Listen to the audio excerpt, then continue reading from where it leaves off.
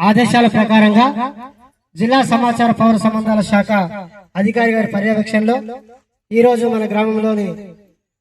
అవగాహన కార్యక్రమం ఉన్నది కాబట్టి ఈ కార్యక్రమాన్ని ఉద్దేశించి రోడ్డు భద్రతమైన ఒక పాటతో మన నాగలక్ష్మి. భద్రంగా బండి నడిపన్నా బండి చేయి జారితే పత్తు నరకమే నన్ను భద్రంగా బండి నడిపన్నా